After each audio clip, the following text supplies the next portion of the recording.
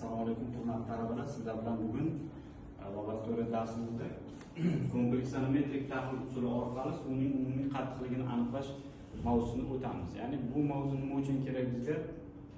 Bilamizki, turli xil suvlar bor. Vodoprovod suvi,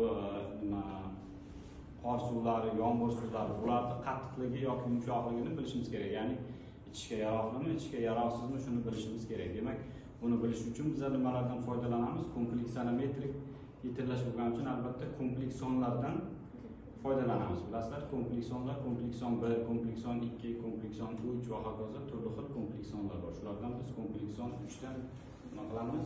Foydalanamiz. Bo'ldi. Milligram ekvivalent. Milligram ekvivalent taqsim litrda, ya'ni qancha ekanligi son qo'yiladi va suvning umumiy xususiyatlari, qattiq yumshoqligi bo'yicha xususiyatlar.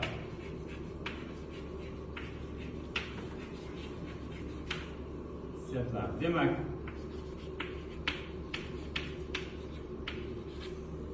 birinchisi qanaqa ekan? Demak, 0 dan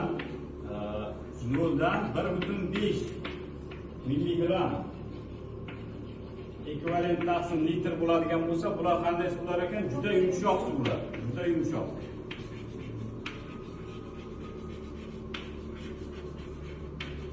Juda yumshoq suvlar.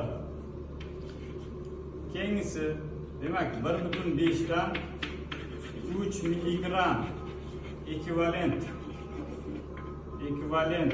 taqsim litr bo'ladigan bo'lsa, qanday suvlar? Yumshoq suvlar. Yumshoq suvlar. Demak, 3-6 milligram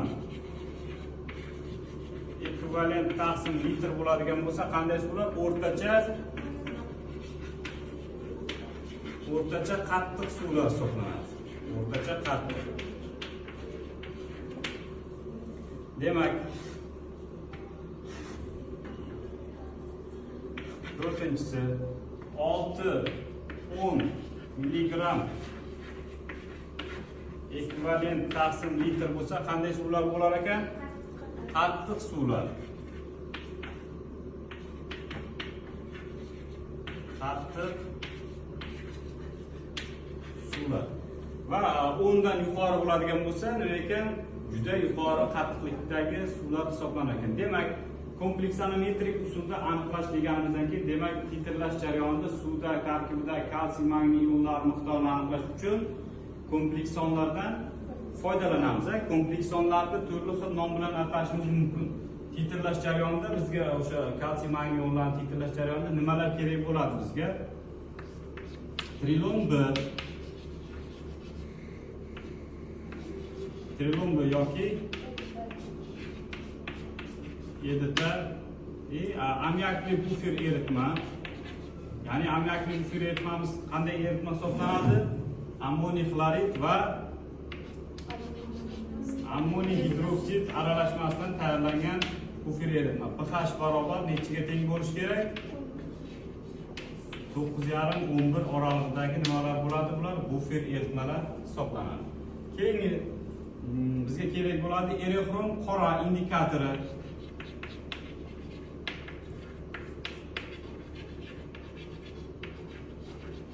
Erexrom qora indikatori.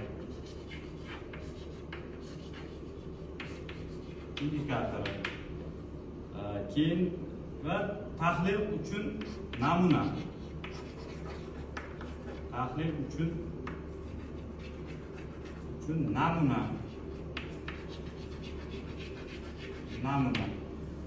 Demak, bizga kerakli bo'lgan titrlashda, ya'ni kompleks anometrik titrlab aniqlash uchun kerak bo'ladigan reaksiyalarimiz shulardan iborat. Endi titrlash jarayonini sizlarga tushuntirib beraman.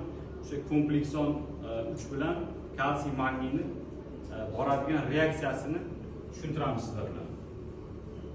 Demak,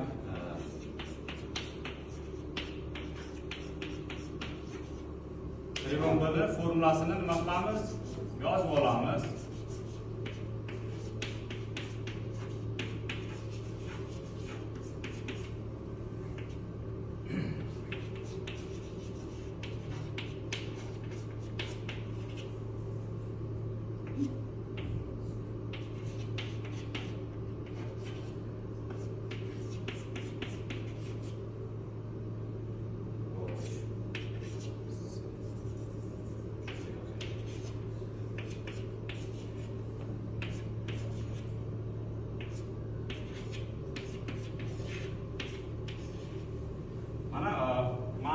ko'rinishda demak yozib oldik. Mana bu ikkita kisloroddan nima qiladi? Mana o'rtada masalan kalsiy bo'ladigan bo'lsa, kalsiy ioni bo'ladigan bo'lsa, ikkita azotdan nima bo'ladi? Koordinatsion bog' orqali va mana bu ikkita kislorodda esa ion bog' orqali bog'lanib, mana shunaqa ko'rinishdagi nima qilar ekan? Kompleks birikmani hosil qilar ekan. Mana shu kompleks birikmani hosil qilishiga asoslangan ekan kompleksonometrik titrlash. Biz komplekson kuchdan foydalanganimiz uchun, editordan foydalanganimiz uchun shuning uchun ham aynan nima ekan? Kompleksonometrik titrlash usuli deyilar ekan. Endi titrlash jarayonini sizlarga tushuntiramiz. Titrlash jarayoni qanday bo'ladi?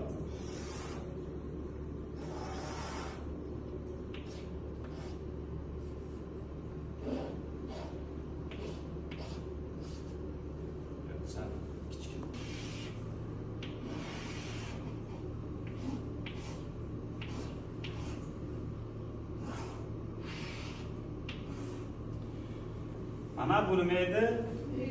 Byuretka. Demak, 0 nuqtasi bo'ladi byuretkada va buni shkalalari ko'rsatilgan bo'ladi. Demak, bizga kerak bo'ladi byuretkaga qaysi moddani solamiz? Edita yoki trilon B ni. Trilon B ni nima qilamiz? 0 nuqtaga kelguncha solamiz editaga. Pastga nima solamiz? Demak, 100 ml suv solamiz. H2O dan 100 ml. 100 ml. Bundan 100 ml solamiz. Keyin yana nima solamiz? 10 ml bufer, ya'ni ammoniy xlorid va ammoniy hidroksid aralashmasi, ya'ni ammiakli nimaga bufer eritmamizda undan ham solib olamiz.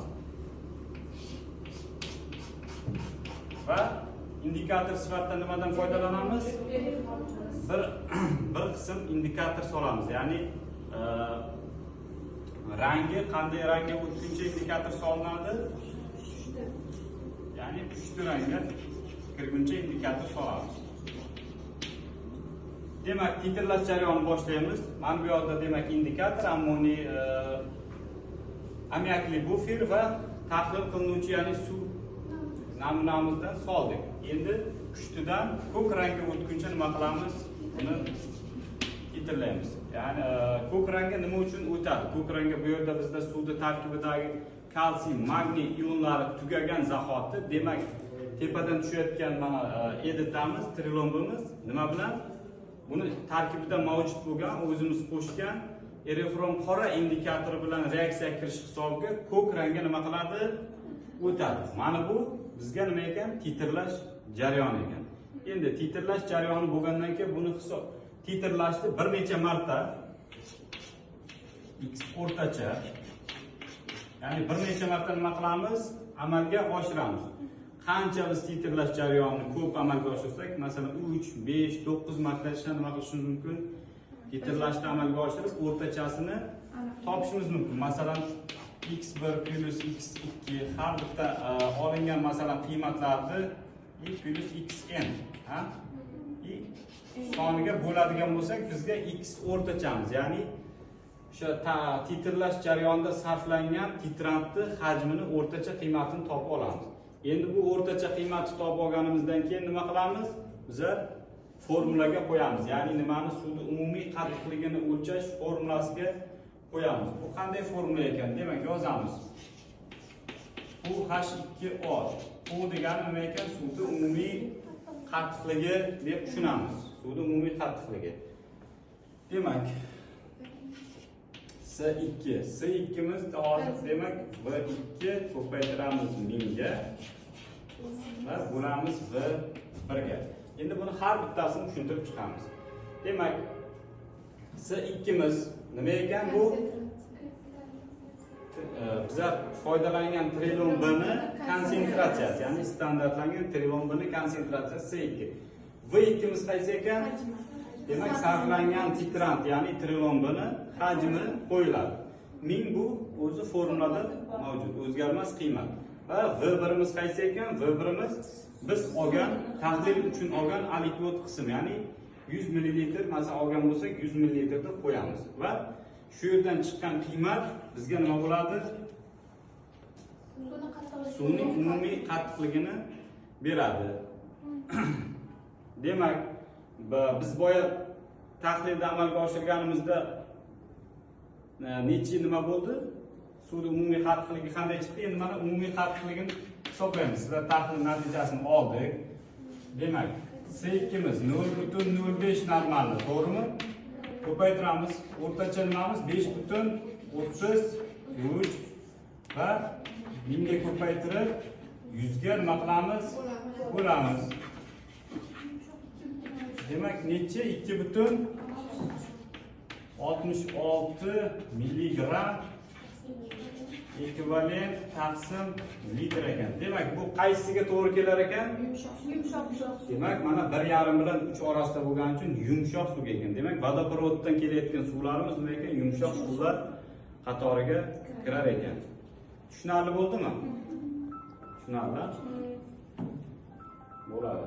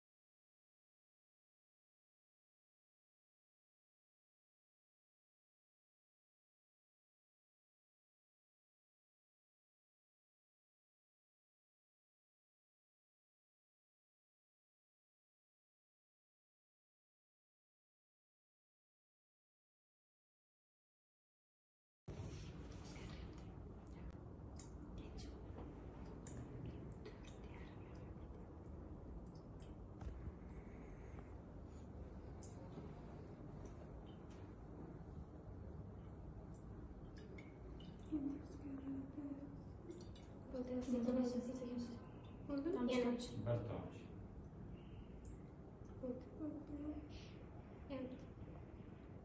Aralashtiringda. Bo'ldi. Sizlarga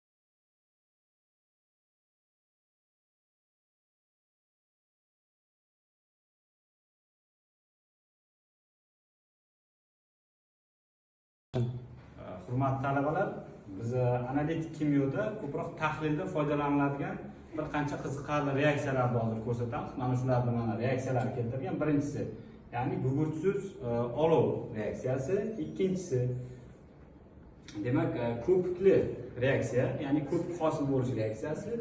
Keyingisi esa ajralib chiqayotgan mana reaksiya natijasida mis sulfat, xlorid kislota plus alyuminiy ta'sir ettirish orqali ajralib chiqadigan reaksiya natijasida vodorodni yoqish, ya'ni ko'k rangli olov hosil qilish, ya'ni vodorodni yoqish orqali ko'k rangli olov hosil qilamiz. Va ko'p foydalaniladigan keyingi reaksiyamiz temir uch xlorid va kaliy radonitlar reaksiyasiga asoslangan. Bu reaksiyalarda hosil bo'ladigan temir radonitimiz qizil qon reaksiyasi deyiladi. Qizil qon reaksiyasi, ya'ni bilasizlar, ko'p joylarda o'sha kinolarda sun'iy qon hosil qilishda ushbu reaksiyadan nima qilamiz?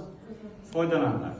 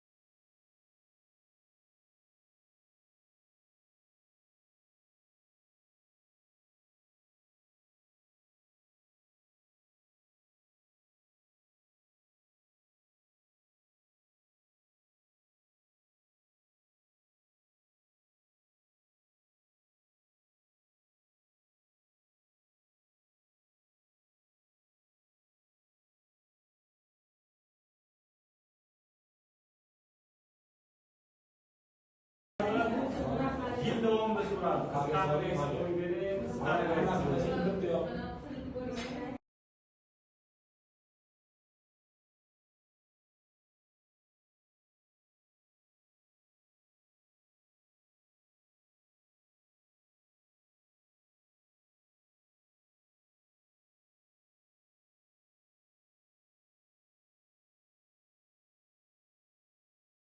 Yil davomida so'radi. Qisqartirib qo'yib bering, qisqartirib.